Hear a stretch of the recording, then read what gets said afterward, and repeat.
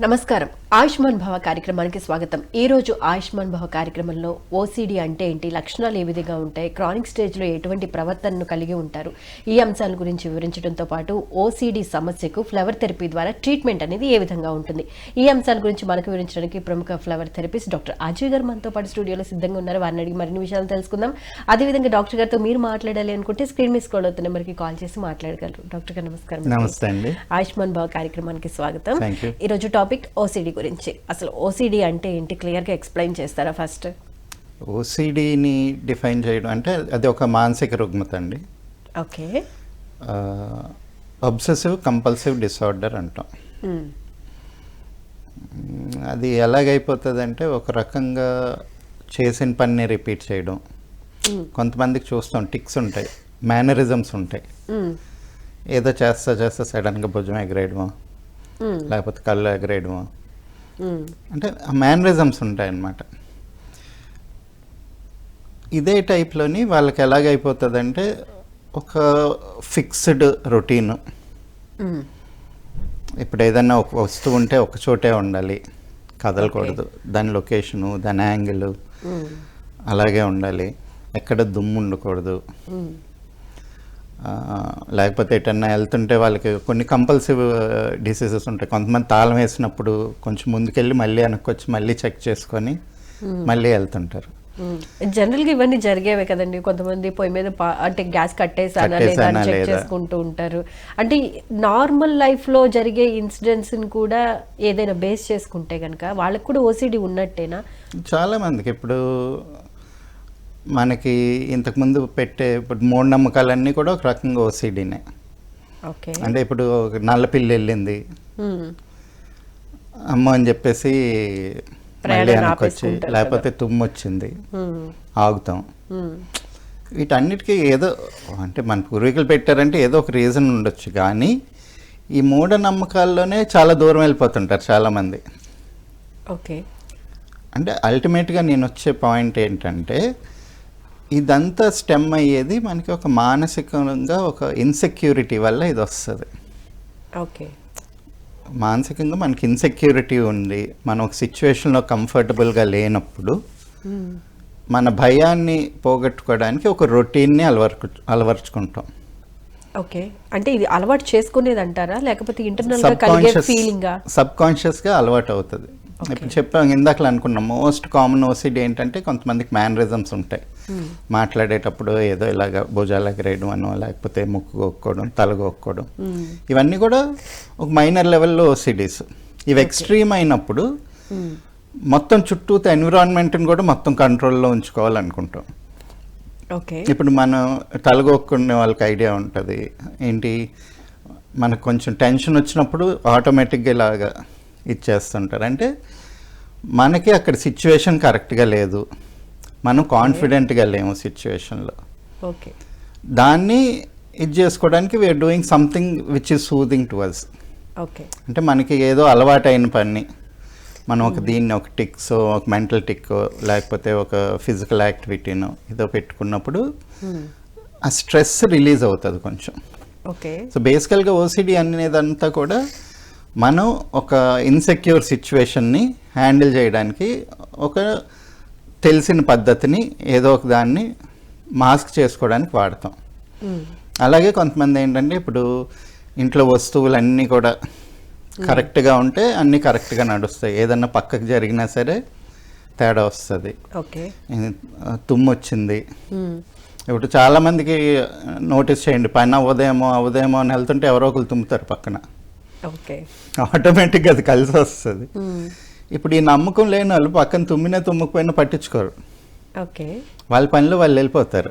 ఆ పిల్లులు గిల్లులు కూడా కనిపించవు వాళ్ళకి, కానీ పని లేదే అవ్వదేమో అని భయం తోటి వెళ్ళే వాళ్ళకి ఎక్కడి నుంచో ఒక పిల్లి కనిపిస్తుంది. ఓకే. సో ఇలా కూడా ఉంటుంది. సో ఇదంతా కూడా మన కాన్ఫిడెన్స్ గేమ్.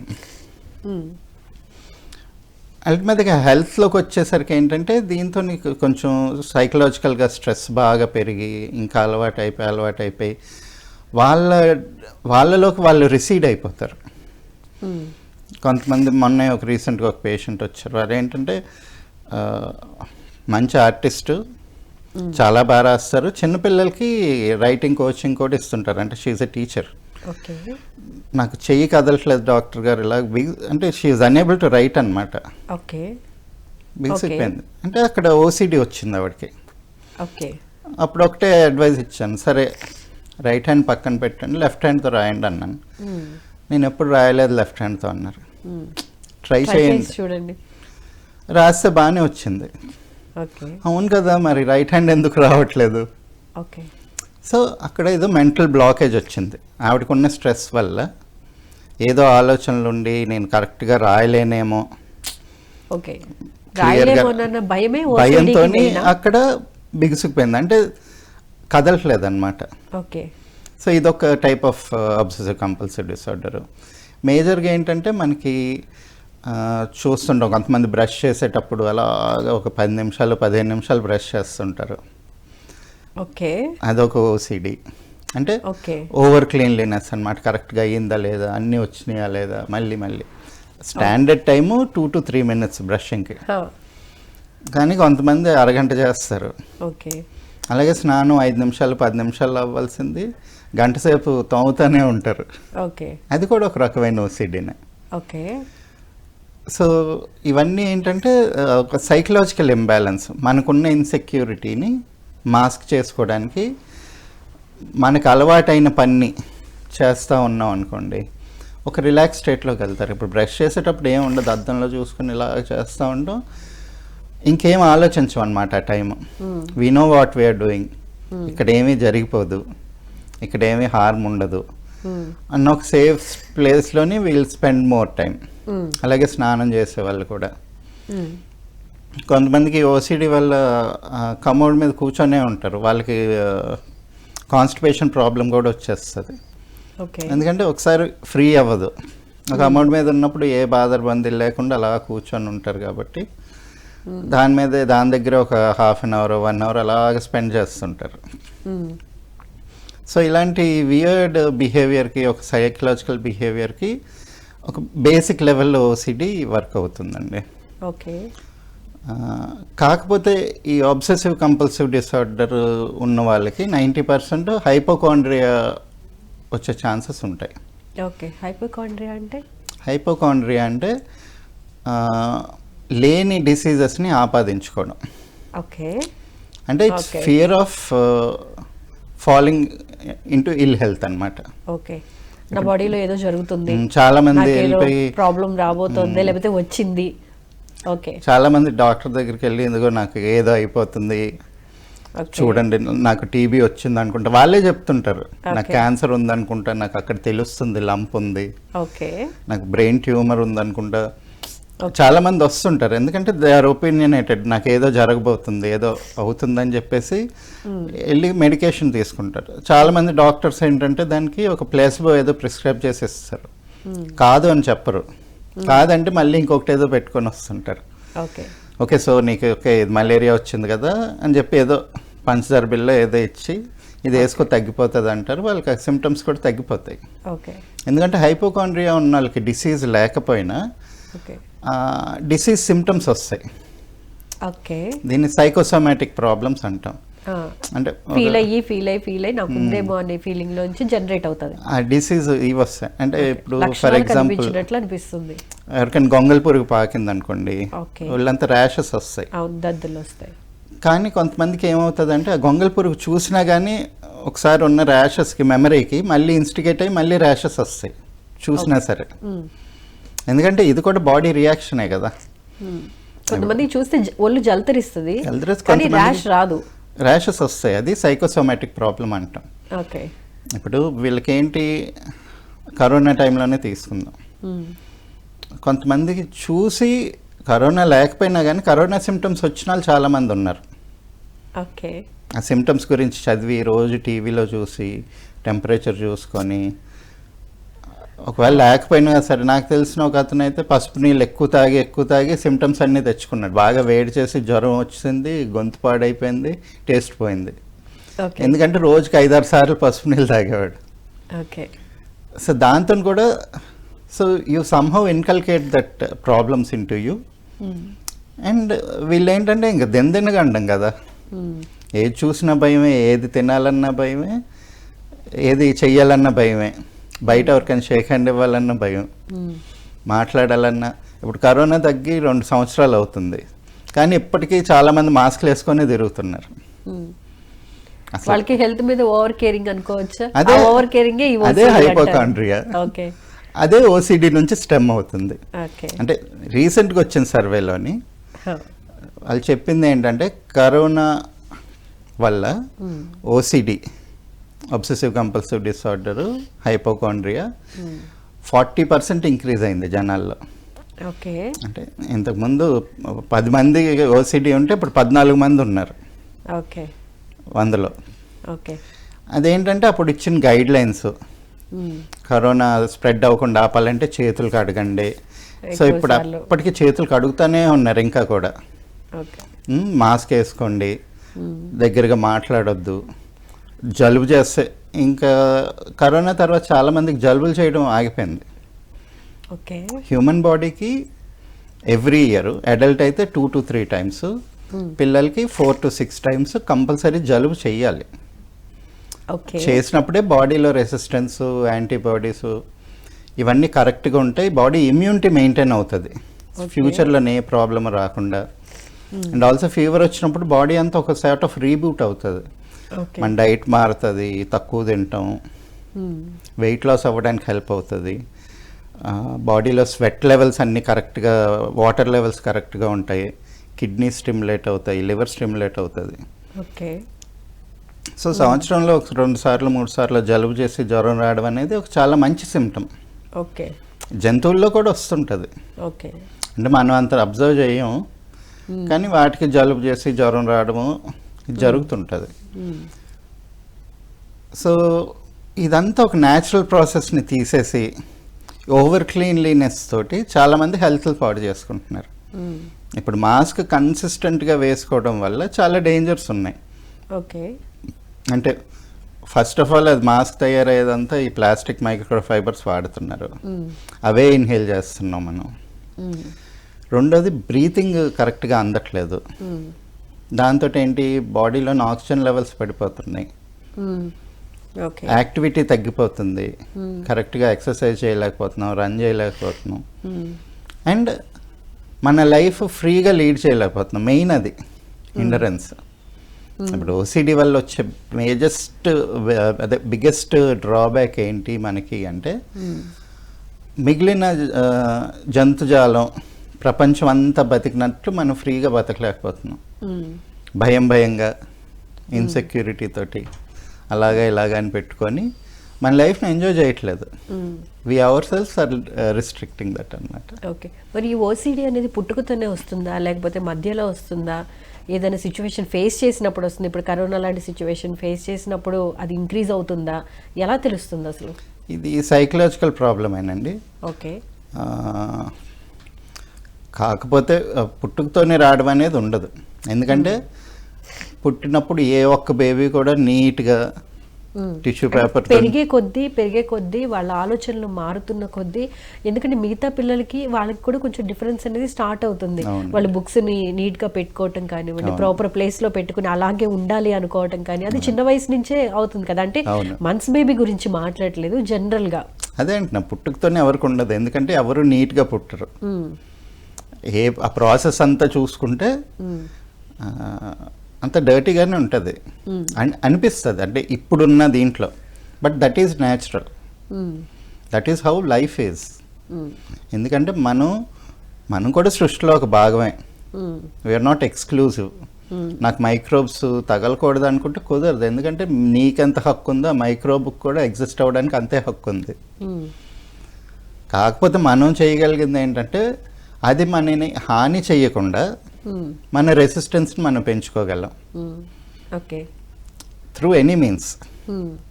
అది అంతవరకు మన చేతిలో ఉంది. అది మనకి హాని చేయకూడదు. ఒకవేళ హాని చేసిందంటే దాన్ని ఏదో మెడిసిన్ ఏదో ఒకటి వాడి తగ్గించుకోవచ్చు. కాకపోతే అసలు మైక్రోబ్స్ నేను నా దొరికి రానివ్వను, అంత నీట్గా ఉంచుకుంటే నాకేమి కాదు అనేది ఒక ఫీలింగ్. ఇది ఒక మన యాటిట్యూడ్ని బట్టి, మన అప్బ్రింగింగ్ని బట్టి. మనం ఫేస్ చేసే సెక్యూరిటీ దీన్ని బట్టి. డాక్టర్ గారు, పిల్లల్లో ఓసిడి లక్షణాలు అసలు ఏ విధంగా కనబరుస్తారు? అంటే చైల్డ్హుడ్లోని ఎవరు ఉండరండి, ఉండరా? చాలా తక్కువ. కాకపోతే ఇప్పుడు పేరెంట్స్ ప్రమేయంతో వాళ్ళని ఓవర్ నీట్నెస్ వైపు డైవర్ట్ చేయడం నుంచి అక్కడ స్టార్ట్ అయింది. అంటే ఒక 30-40 ఇయర్స్ బ్యాక్ జనరేషన్లోని ఓసిడి ఎక్కువ స్టార్ట్ అయింది అప్పటి నుంచి.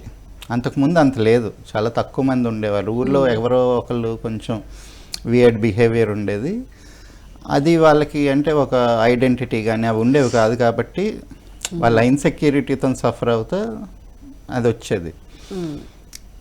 ఈ 30 ఇయర్స్ బ్యాక్ ఏమైందంటే ఓవర్ క్లీన్లీనెస్ అయిపోయింది.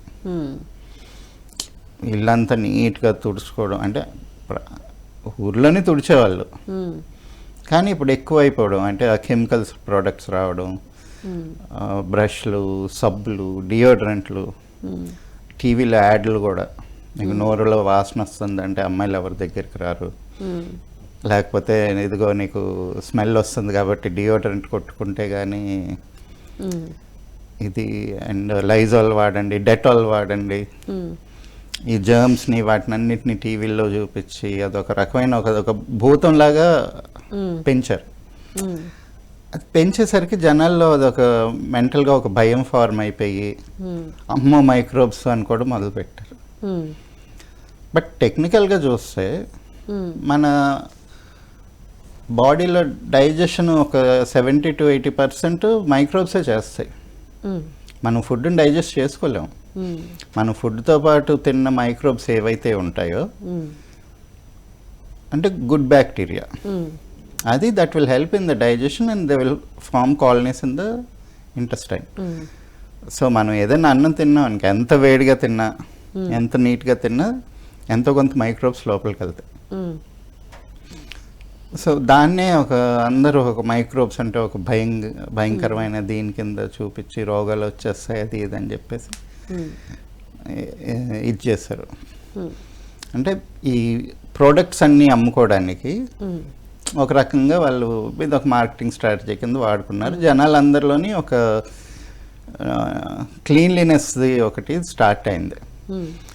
సో చిన్నప్పుడు ఇప్పుడు పిల్లలందరూ టీవీ చూస్తున్నారు, టీవీలోనే ఏమొస్తుంది, డెటాల్ వాడు ఇది అమ్ముకోవడానికి రూల్స్ చెప్పినట్టు రోజుకి 3 సార్లు చేతులు కడుక్కోవాలి, అన్నం తినే ముందు కడుక్కోవాలి, తిన్న తర్వాత కడగాలి, మమ్మీలు హెల్ప్ చేయాలంటే వాళ్ళకి పిల్లలు చూసి అట్రాక్ట్ అవుతారు. అదే అలవాటు అయిపోతుంది.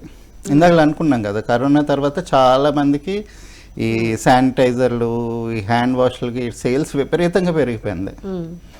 అండ్ జనాలు కూడా దానికి అలవాటు పడిపోయారు. ఇప్పుడు చాలామంది కూడా ఇంటికి వెళ్ళగానే ఫస్ట్ చేతులు ఇది చేసుకుంటున్నారు, ఎక్కడికైనా వెళ్ళగానే హ్యాండ్స్ శానిటైజ్ చేసుకుంటున్నారు. అది ఒక రకంగా అలవాటు అయిపోయింది. దట్ ఫీలింగ్ ఇట్స్ మోర్ అంటే అది బాగా క్లీన్, అదొక గుడ్ హ్యాబిట్ లాగా ఫీల్ అవుతున్నారు. ఓసిడి కింద ఇంకా ఆలోచించట్లేదు. సో ఒకసారి ఇలా ఎవరికైనా షేక్ హ్యాండ్ ఇవ్వాలన్నా, లేకపోతే పక్కన వాళ్ళు ఎవరైనా తుమ్మినా వాళ్ళు ఎక్కువ ఓవర్గా ఫీల్ అయిపోతూ ఉంటారు, వాళ్ళకే డిసీజ్ వచ్చేసినట్టు ఫీల్ అయిపోతూ ఉంటారు. వాళ్ళు ఓసిడి ప్రాబ్లంతో సఫర్ అవుతున్నారని తెలుసుకుంటారా అసలు?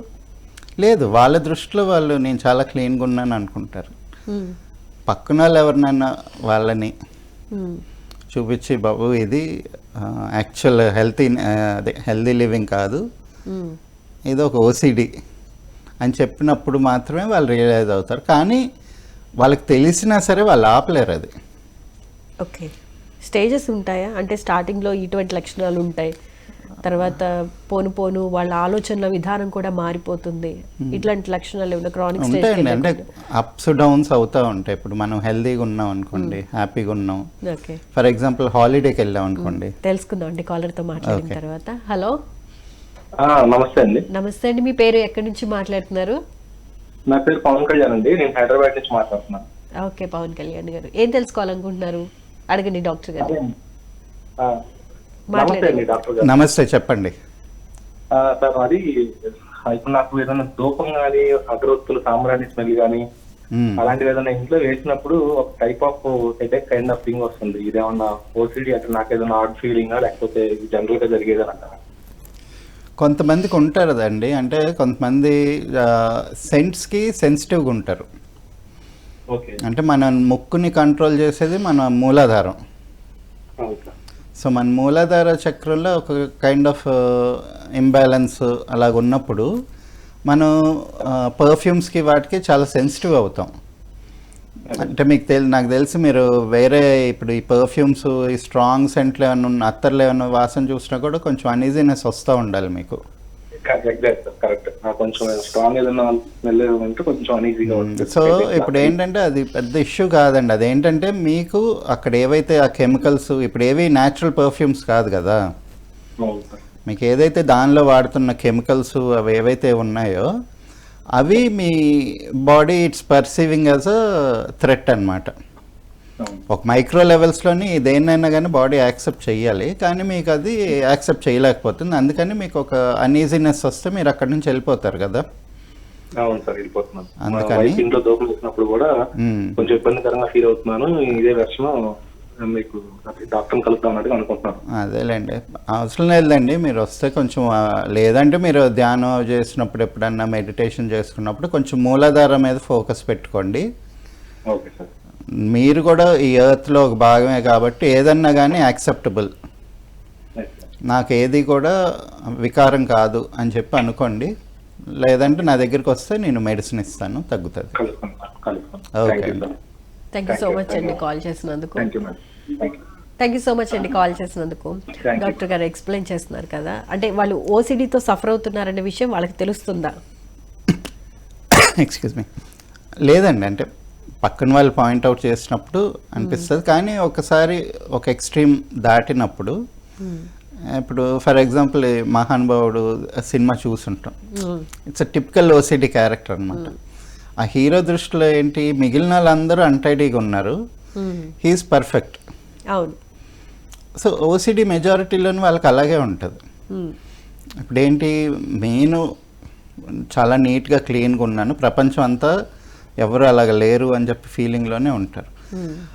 కాకపోతే వీళ్ళు ఏదైతే క్లీన్లీనెస్ అని పర్సీవ్ చేసుకుంటున్నారో దట్ ఈస్ ఏలియనేషన్ అని చెప్పి వాళ్ళు ఆలోచించరు.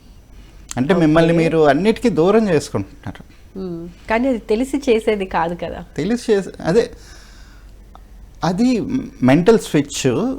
దాన్ని ముందే మనం ఆపి బ్రేక్ చేసుకుంటా గ్రాడ్యువల్గా తగ్గించుకుంటా రావచ్చు.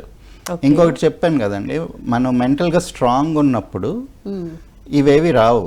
అంటే ఫర్ ఎగ్జాంపుల్ ఇప్పుడు జాబ్ చేసేటప్పుడు నీట్నెస్, షర్టు ఇవన్నీ నీట్గా ఉంటాయి, అన్ని శానిటైజర్లు అవన్నీ వాడతాం, అంత బాగానే ఉంటుంది, అంత నీట్గా ఉంటాం, ఓసిడి ఉంటుంది.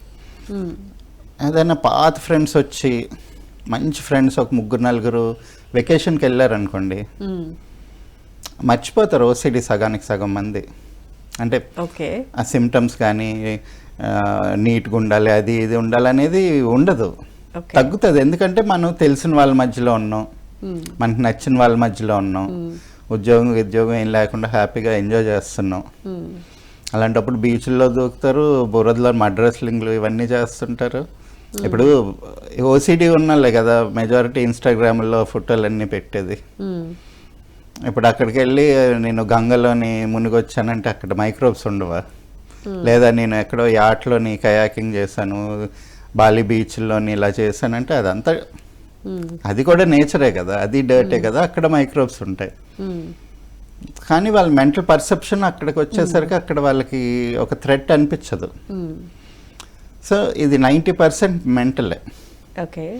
అండ్ దానికి ఆ రూట్ కాజ్ అనేది కూడా ఇన్సెక్యూరిటీ నుంచి వస్తుంది. సో ఇనీషియల్గా ఎక్కడ స్టార్ట్ అవుతుంది, మనకు స్కూల్ టీచర్ ఎవరో మెచ్చుకున్నారు అనుకోండి, అబ్బా వీడు చాలా నీట్గా ఉంటాడు.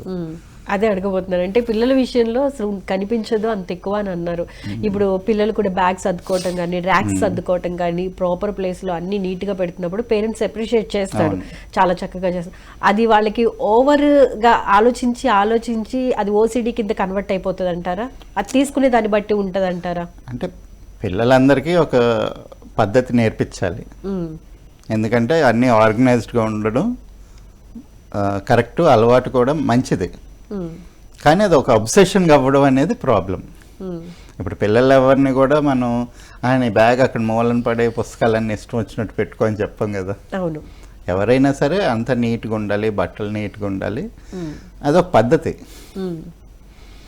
సో ఆ పద్ధతి నేర్పిస్తాం. కానీ వీళ్ళు ఆ గ్రోయింగ్ టైంలోని ఫర్ ఎగ్జాంపుల్ ఒక ఇంట్లో మదర్ ఫాదర్ ఏవో ఇష్యూస్ లేకపోతే ఒక ఇన్సెక్యూరిటీ ఉంది, పిల్లాడిని ఇంట్లో అబ్యూజ్ చేశారనుకోండి. కానీ వాడి టీచరు వాడిని చాలా పొగుడుతుంది, నువ్వు క్లాస్లో చాలా వీడిని చూసి నేర్చుకోండి, ఎంత నీట్గా ఉన్నాడు వీడు, అట్టలు ఎంత బాగా వేస్తున్నాడు అని ఇక్కడ పొగడుతూ వచ్చింది అనుకోండి. వాడికి ఏంటి, ఇంట్లో ఇన్సెక్యూరిటీ, అబ్యూజ్ వస్తుందో లేకపోతే వాడిని సమంగా చూడట్లేదో లేకపోతే పేరెంట్స్ గొడవలు అవుతున్నాయి, ఏదో he doesn't like this situation. అదే స్కూల్లోకి వెళ్ళినప్పుడు టీచర్ వాడిని పొగుడుతుంటే హీ రెప్లికేట్స్ దట్ సిచ్యువేషన్ అన్నమాట. సో ఇంకాస్త నీట్గా అయ్యి, ఇంకాస్త బాగా చదివి, ఇంకాస్త అంటే అక్కడ he's looking for comfort over there. Okay. So అలాగే చిన్నప్పటి నుంచి చాలామందికి ఆ నీట్నెస్ అదంతా కూడా అందరూ చెప్తారు. So when ever there is threat కానీ ఇన్సెక్యూరిటీ ఫేస్ అయినప్పుడు they find comfort in such things. అందరికీ చిన్నప్పుడు ఎవరు బ్రష్ చేయాలనుకోరు, పేస్ట్ పెట్టినా కూడా తినేసిపోయే వాళ్ళు ఉంటారు. నార్మల్ హ్యూమన్ సైకాలజీలో, చైల్డ్ సైకాలజీలో అలానే ఉంటుంది. కానీ బ్రష్ అదంతా నేర్పించినప్పుడు so they find a very comforting time in brushing. లేకపోతే స్నానం చేసినప్పుడు అదొక కంఫర్ట్ ఫీల్ అవుతారు. అదేంటంటే it stems from insecurity. OCD వల్ల మెయిన్ అంటే హైపోకాండ్రియా కాకుండా మెజారిటీ చాలా మందికి స్కిన్ ప్రాబ్లమ్స్ వస్తాయండి. ఓకే. ఒక సోరియాసిస్ కానీ లేకపోతే ర్యాషెస్ కానీ. ఎందుకు వాళ్ళు నీట్గా ఉండాలని ట్రై చేస్తూ ఉంటారు కదా, అదే వాళ్ళకి ఆపోజిట్ యాంగిల్లో పనిచేస్తుంది. ఓకే. మీకు సోరియాసిస్ ఉండే వాళ్ళందరికీ స్కిన్ చాలా బాగుండాలని చెప్పి ఫీల్ అయ్యి ఎక్కువ ఇది చేసిన వాళ్ళే ఉంటారు. ఓకే.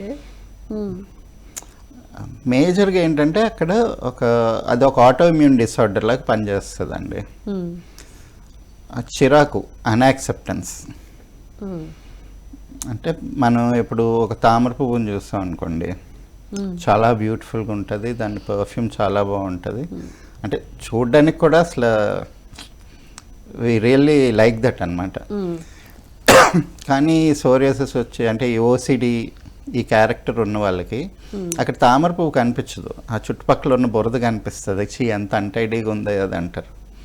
ఓకే. ఎవరైనా బయట ఫ్లవర్ అక్కడి నుంచి మళ్ళీ కోసిచ్చినా కూడా వాళ్ళకి అందులోంచి బురద వాసనే వస్తుంది. ఓకే. ఒకసారి ఎక్కడ వాటర్లో కడిగి మార్కెట్లో వాళ్ళు కొనుక్కొని వాళ్ళు చూసి అప్రిషియేట్ చేయగలరు. కానీ న్యాచురల్గా ఒక పాండ్ దగ్గరికి వెళ్ళి, ఎందుకంటే తామర పువ్వు అంటే బురద ఉంటేనే వస్తుంది, బురద లేకపోతే రాదు. సో అది సిచ్యువేషన్ అనమాట. సో రియాలిటీని యాక్సెప్ట్ చేయలేరు, అంటే వాళ్ళకి నచ్చదు. యాక్సెప్ట్ చేయలేకపోవడం కాదు, రియాలిటీ అదే తెలుసు, కానీ అది కనిపించకపోతే యాక్సెప్ట్ చేస్తారు, అది చూసినప్పుడు యాక్సెప్ట్ చేయలేరు. సో వాళ్ళకి ఏంటంటే ఓవర్ క్లీన్లీనెస్ అండ్ మనుషుల్లో కూడా చాలా ఒపీనియనేటెడ్గా ఉంటారు. వీళ్ళు మంచోళ్ళు, వీళ్ళు చెడ్డోళ్ళు, వీళ్ళు నాకు నచ్చదు, వీళ్ళంటే నాకు ఇష్టం లేదు అన్న ఫీలింగ్స్ ఉంటాయి. వీళ్ళంటే నాకు ఇష్టం లేదు అనుకున్నప్పుడు అలాంటి వాళ్ళు చుట్టుపక్కల ఉన్నప్పుడు వీళ్ళకి లోపల నుంచి ఒక ఇరిటేషన్ వస్తుంటుంది అనమాట. ఓకే. ఇందాక అనుకున్నాం కదా, గొంగళ పురుగుని చూడగానే దొరదేస్తుంది. సో వీళ్ళకి కూడా ఈ మనుషులు చూడగానే గొంగళ పురుగుని చూసినట్టు అదొక చిరాకు, ఫ్రస్ట్రేషన్ బాగా వస్తుంటాయి. ఓకే. లేదా అక్కడెక్కడో నీట్నెస్ లేదు, క్లీన్గా లేదు అన్న ఫీలింగ్ మైండ్లో ఉందనుకోండి, అదొక గగుర్పాటు అంటాం కదా, ఆ గగుర్పాటు అనేది వస్తుంది. దాంతో ఏంటంటే స్కిన్ని డిఫెండ్ చేసుకోవడానికి పాయిజనస్ మాలిక్యూల్స్ బాడీ ప్రొడ్యూస్ చేస్తుంది, యాంటీబాడీస్. ఏంటి, ఓకే ఏదో థ్రెట్ రాబోతుంది, ఏదో డర్టీగా ఏదో వచ్చి అంటుకోబోతుంది, ఏదో మైక్రోబ్స్ రాబోతున్నాయేమో అని మైండ్ పర్సీవ్ చేసుకొని ఎక్సెసివ్గా యాంటీబాడీస్ని ప్రొడ్యూస్ చేస్తుంది. యాంటీబాడీస్ ఇప్పుడు మైక్రోబ్స్కో లేకపోతే వేరే వాటికో టాక్సిన్ అయితే మన బాడీకి కూడా టాక్సినే కదా. సో మన బాడీ ఎప్పుడు దాన్ని స్టోర్ చేసుకొని ఉంచుకోదు, అవసరం ఉన్నప్పుడు వాడుకొని డిస్కార్డ్ చేసేస్తుంది. సో ఇది అప్పుడు ఎక్కడి నుంచి వెళ్ళాలి, ఆ బ్లడ్ స్ట్రీమ్ నుంచి స్కిన్ దాకా వెళ్ళిపోయింది. వెళ్ళినప్పుడు ఆ స్కిన్లోంచే బయటకు వెళ్ళాలి. అక్కడ థ్రెట్ లేదు, ఏం లేదు, కానీ మనం బోల్డ్ అక్కడ యాంటీబాడీస్, టాక్సిన్స్ అన్నీ ప్రొడ్యూస్ చేసి అక్కడికి పంపిస్తూ ఉన్నాం. సో అది స్కిన్ లేయర్స్లో ఇరుక్కుపోయి స్కిన్లోంచి బయటకు వస్తుంది అనమాట. సో అది వచ్చేటప్పుడు ఇరిటేషను, దురద అనిపించి గోకినప్పుడు ఆ ర్యాషెస్ రావడము, ఒక ఇది రావడం. ఇప్పుడు మీరు చూడండి, టీనేజర్స్లోనే పింపుల్స్ ఎక్కువ ఎందుకు వస్తాయి? హార్మోనల్ చేంజెస్ వల్ల. హార్మోనల్ చేంజెస్ ఒకటి, హార్మోనల్ చేంజెస్తో పాటు మెంటాలిటీ చేంజెస్ కూడా అప్పుడే వస్తాయి. అప్పటిదాకా ఫ్రీగా ఉన్నవాళ్ళు అప్పుడు చేంజ్ అయ్యి ఒపీనియన్స్ వచ్చి, వీడు నా బెస్ట్ ఫ్రెండ్, వాడంటే నాకు పడదు, ఈ అమ్మాయి మాట్లాడకూడదు, అబ్బాయిలు మాట్లాడుకోవాలి. సో ఇవన్నీ మారుతాయి అనమాట. అప్పుడే అక్కడ మీకు ఒపీనియన్స్, చిరాకులు, నాకు ఇది ఇష్టం లేదు, నాకు ఇది ఇష్టం. ఎందుకంటే చిన్నప్పుడు ఇష్టం ఉంది లేదనేది మనకు తెలియదు. పక్కనోడు ఏదైనా తింటుంటే బాగుంది అనుకొని మనం తింటాం. ఒక టీనేజ్ వచ్చిన తర్వాత ఒపీనియన్స్, చిరాకులు, అదే టైంలో చాలామందికి చిరాకు ఫార్మ్ అవుతుంటుంది. అంటే ఎస్పెషల్లీ ఆడపిల్లలు తీసుకుంటే మీకు ఆ టైంలో పీరియడ్స్ స్టార్ట్ అవ్వడం, అంత డిఫరెంట్గా ఉండడం, అంటే అప్పటికున్న ఫ్రీడమ్ పోతుంది కదా. చిరాకు, అదొక ఫ్రస్ట్రేషను, హెడేక్స్, ఇవన్నీ అప్పుడు స్టార్ట్ అవుతాయి. అందుకని అమ్మాయిల్లో మీకు ఎక్కువ కనిపిస్తుంటాయి స్కిన్ ప్రాబ్లమ్స్ అనేవి. అబ్బాయిల్లో రిలేటివ్గా తక్కువ, కానీ అబ్బాయిల్లో కూడా మీరు చూడండి, కొంచెం ఇన్సెక్యూర్గా బాగా సైలెంట్గా ఉండే వాళ్ళకి ఎక్కువ పింపుల్స్ అవి వస్తుంటాయి. ఫ్రీగా ఇంకా చిన్నపిల్లలాగా ఆడుతూ ఉండే వాళ్ళకి తక్కువ ఉంటాయి. డాక్టర్ గారు, ఈ ఓసిడి ప్రాబ్లంతో సఫర్ అయ్యే వాళ్ళు ట్రీట్మెంట్కి యాక్సెప్టబుల్గా ఉంటారా, లేకపోతే వాళ్ళ మైండ్ సెట్ అనేది ఏ విధంగా ఉంటుంది? ఎందుకంటే చెప్పే ముందు మనం అనుకున్నట్లు నేను పర్ఫెక్ట్గా ఉన్నాను, చుట్టూ ఉన్న వాతావరణం కానీ, పరిస్థితులు కానీ, మనుషులు కానీ పర్ఫెక్ట్గా లేరు అనే ఆలోచనలో ఉంటారు. సో ఇటువంటి ఆలోచనతో ఉన్న వాళ్ళు ట్రీట్మెంట్కి రావడానికి ఒప్పుకుంటారా? యూజువల్గా అసలు వాళ్ళకి ప్రాబ్లం అనేది వాళ్ళు అనుకుంటారా ఇది ప్రాబ్లమే నాది అని? మాకు ఓసిడి కానీ రెగ్యులర్గా వచ్చే కేసెస్ చాలా తక్కువ అండి. ఓకే. కానీ దాని సైడ్ ఎఫెక్ట్స్తో వచ్చే వాళ్ళకి ఇది కూడా ట్రీట్మెంట్ ఇస్తాం. ఓకే. సో మెయిన్గా ఒకటి ఏంటి, మనం అనుకున్నది హైపోకాండ్రియా. ఇప్పుడు కొంతమంది రెగ్యులర్గా వచ్చి డాక్టర్ గారు నాకు అది ఉంది, ఈ ప్రాబ్లం ఉంది, ఈ ప్రాబ్లం ఉందంటే నేను నాడి చూసో లేకపోతే ఏదో టెస్ట్లు చేసి మీకు ఏమీ లేదు, మీకున్నది hypochondria, it's a kind of OCD అని చెప్పి, అంటే ఇన్స్టెడ్ ఆఫ్ ఊరికే వాళ్ళు అడిగిన ప్రాబ్లమ్స్కి అన్నిటికీ మెడిసిన్స్ ఇవ్వడం కన్నా వాళ్ళకి ఆ హైపోకాండ్రియా అనే సిచ్యువేషన్ని, అంటే అదొక మానసిక భయం, ఇన్సెక్యూరిటీని, దాన్ని మనం రిమూవ్ చేయగలిగితే they will be happier in the longer run. అలాంటి వాళ్ళకి ఇస్తుంటాను. రెండోది ఏంటంటే దీనివల్ల సైడ్ ఎఫెక్ట్స్ తోటి వేరే ప్రాబ్లమ్స్ వస్తుంటాయి, ఫేస్ చేస్తుంటారు. సో సోరియాసిస్తో వచ్చిన వాళ్ళందరికీ ఇది కౌన్సిలింగ్ ఇస్తాను, మెడిసిన్ కూడా ఇస్తాను. సో ప్యారలల్గా జరుగుతుంటుంది. లేకపోతే వాళ్ళ పేరెంట్స్ చెప్తారు. యూజువల్గా మెంటల్ ప్రాబ్లమ్స్ ఉన్న వాళ్ళందరికీ ఓసిడి ఉంటుంది. అంటే మెంటల్ ఇష్యూస్, ఎమోషనల్ ఇష్యూస్తో సఫర్ అవుతున్న వాళ్ళకి, ఇందాక మాట్లాడుకున్నాం కదా, అదే ఊరికే చేతులు కడగడం, ఊరికే బ్రష్ చేయడం, నీట్గా ఉండాలనుకోవడం, దువ్వునట్టు దువ్వుతూ ఉండడం. సో ఇదంతా కూడా మెంటల్ ఇష్యూస్, ఎమోషనల్ హెల్త్ బాగా లేని వాళ్ళకి, డిప్రెషన్ ఇవంతా ఫేస్ అవుతున్న వాళ్ళకి ఇవి ఉంటాయి. ఆ డిప్రెషన్ పీక్లోకి వెళ్ళిన వాళ్ళు చూడండి, ఓసిడి కూడా బ్రేక్ అయిపోతుంది, వదిలేస్తారు ఇంకా. అలాగే అన్టైడీగా ఉంటుంటారు, అలాగే పడి ఉంటారు. సో ఒక డిప్రెషన్ పీక్ స్టేజ్లోకి వెళ్లకుండా ఉండడానికి వాళ్ళకి బ్యారియర్స్ అన్నమాట ఇవి. Obsessive compulsive. సో ఇదంతా చేస్తున్నంత వరకు నేను నార్మలే, ఇదంతా చేస్తున్నాను. ఇప్పుడు ఏదో బాగా అగ్రెషన్ వస్తుంటుంది, కొంతమంది కోపం వస్తుంటుంది, పిచ్చి, ఎదుటల్ని కొట్టేస్తానేమో, చంపేస్తానేమో అన్నంత భయం ఉంటుంది. అలాంటప్పుడు ఏంటి, వాళ్ళకి సేఫ్ స్పేస్ ఏదో ఒక దానికి వెళ్ళి బ్రష్ చేయడము, జుట్టు దువ్వుకోవడము, లేకపోతే చేతులు కడుక్కోవడము, స్నానం చేయడం, ఇలాంటివి చేసినప్పుడు వాళ్ళ సేఫ్ జోన్లోకి వాళ్ళు రిట్రీట్ అవుతారు. ఇవన్నీ కూడా ఓసిడీలో ప్రొట్రే అవుతుంటాయి, కానీ అది వాళ్ళకి వాళ్ళు పెట్టుకుంటున్న సేఫ్టీ చెక్స్ అనమాట. అది బ్రేక్ అయినప్పుడు సివియర్ డిప్రెషన్ వచ్చింది అనుకోండి, లేకపోతే సివియర్ షిజోఫ్రెనియా వచ్చేసింది అనుకోండి, ఎవరినైనా ఏమన్నా హామ్ చేయొచ్చు, వాళ్ళని వాళ్ళు హామ్ చేసుకోవచ్చు. లేదంటే అదొక వెజిటబుల్ లాగా అలాగ ఉండిపోవచ్చు, ఏం ఫుడ్ ఏం పట్టించుకోకుండా. సో ఇలాంటి వాళ్ళకు కూడా మేము మెల్లిగా ఆ కౌన్సిలింగ్తో పాటు మెడిసిన్స్తో పాటు ఈ కంపల్సివ్ బిహేవియర్ని కూడా తగ్గించుకోవడానికి ఇది చెప్తుంటాం. యూజువల్గా ఏంటంటే ఇప్పుడు చిన్నపిల్లలు ఎలాగున్నారు చూసుకొని మనం ఆ స్టేట్లోకి వెళ్ళాలి, without any responsibilities, without any fears. వాళ్ళకి మట్టి తింటే మంచిదో చెడ్డదో తెలీదు కాబట్టి తిని చూస్తారు. అంటే దేవుడు కృష్ణుడిలాగా పుట్టి మట్టి తిన్నప్పుడు మనం తినడంలో తప్పే ఉంది. ఓకే. కానీ తల్లి యశోద, తల్లులు అనే వాళ్ళే తినొద్దురా మంచిది కాదని చెప్తారు, కానీ దాంతో వచ్చిన పెద్ద డేంజర్ లేదు. కాకపోతే పిల్లలందరూ ఆ మైక్రోబ్స్ వాటిని అన్నిటినీ లోపలికి తీసుకొని, అంటే కొంచెం ఆ డర్టీగా మట్టిలో పడి ఆడి ఫ్రీగా పెరిగినప్పుడే హెల్దీగా ఉంటారు. ఓకే. ఇప్పుడు యానిమల్స్ అన్నీ చూడండి, వాటికి ఏమీ స్నానాలు ఉండవు, బ్రష్లు ఉండవు, ఏముండవు, కానీ హెల్దీగా ఉంటుంది కదా. ఇప్పుడు ఈ కుక్కల్ని పెంచుకుంటారు, వాటికి ఎవరు బ్రష్లు చేయించరు కదా, కానీ అవి హెల్దీగానే ఉంటే వాటితో ఆడుతుంటారు. అక్కడి నుంచి రాని మైక్రోబ్స్ పక్కన మనిషిని ముట్టుకుంటే ఎందుకు వస్తాయి? అలా వాళ్ళు ఆలోచించే సిచ్యువేషన్ లో లేకపోవడమే మనం ఓసిడి కింద మాట్లాడుకుంటున్నాము. మరి ఈ ఓసిడికి ఫ్లవర్ థెరపీలో ట్రీట్మెంట్ అనేది ఏ విధంగా ఉంటుంది, ఎంతకాలం పడుతుంది వాళ్ళ నార్మల్ సిచ్యువేషన్ కి రావడానికి? అది డిపెండ్స్ అనేది. కొంతమందికి ఒక్క సిట్టింగ్లోనే అయిపోతుంది, ఎందుకంటే లోపల ఒక స్విచ్. ఫస్ట్ లాజికల్ రీజనింగ్ మనం చెప్పాలి, వాళ్ళకి ఒక రీజన్ ఇవ్వాలి. ఓకే. వాళ్ళకి అది అర్థమయ్యి వాళ్ళు యాక్సెప్ట్ చేసుకున్నారు అనుకోండి, మన మెడిసిన్ ఇమీడియట్గా 1 monthలోని వాళ్ళు చాలా వరకు నార్మల్ అవుతుంటారు. ఓకే.